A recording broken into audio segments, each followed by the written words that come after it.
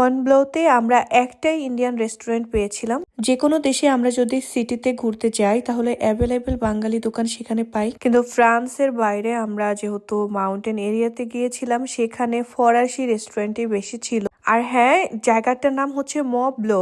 আমি মনব্লো বলি কেন জানি মুখে চলে আসে, যেহেতু এ দেশের মানুষের স্পেলিং একটা আর প্রোনাউন্সিয়েশন আরেকটা, সেটাই প্রবলেম। আর এই ছিল রেস্টুরেন্ট যেটার নাম ছিল অন্নপূর্ণা। আর আমরা যখন এই প্লেসটায় গিয়েছিলাম ওদের রেস্টুরেন্টে খাওয়া দাওয়া করার জন্য, ওরা ভেবেছিল আমরা ইন্ডিয়ান আর খুব অবাক হয়েছিল। এখানে নাকি ইন্ডিয়ান মানুষ পাওয়াই যায় না, আর বাঙালি তো ওরা ভাবনার বাইরে রেখেছে। এখানে যারা আসে সবাই অন্য দেশের মানুষজন, ইন্ডিয়া বাঙালি বাদে। ইন্ডিয়া আর বাংলাদেশ মানুষের গায়ের বর্ণ প্রায় সেম।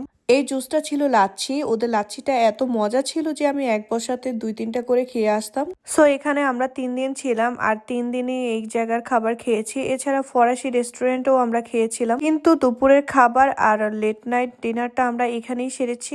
স্পেশালি আমি কিন্তু এই লাচ্ছিটার টানেই এখানে আসতাম। এছাড়া আমরা বাঙালি, আমাদের তো একটু ভারী খাবারের ক্রেভিং থাকেই সব সময়। এছাড়া দেখলাম ভরপুর ফরাসিরা এখানে খাবার খেয়ে যায়। ওদের খাবারের দিকে তাকিয়ে দেখলাম ওরা আমাদের মতনই খিচুড়ি, রুটি, মানে মশলা জাতীয় যত খাবার আছে সব ধরনের খাবার অর্ডার করে। এটা হচ্ছে ডালের স্যুপ। আমার জীবনে প্রথম আমি ট্রাই করেছি ডালের স্যুপ। অতটা আমার ভালো লাগেনি, বাট আমার হাজবেন্ডের ভালো লেগেছে।